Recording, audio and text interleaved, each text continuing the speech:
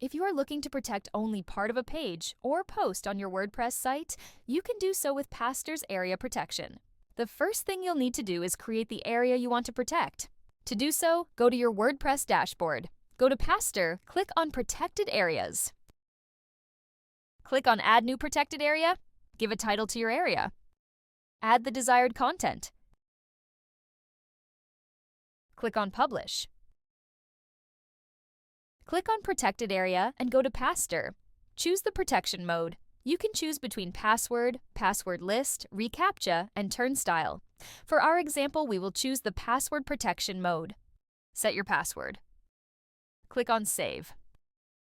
To display the protected area on a page, you need to click on the Copy Shortcode button. Go back to your WordPress dashboard. Go to Pages. Edit your page.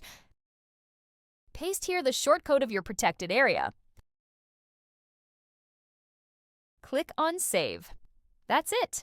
This is how you create and display a protected area on a page.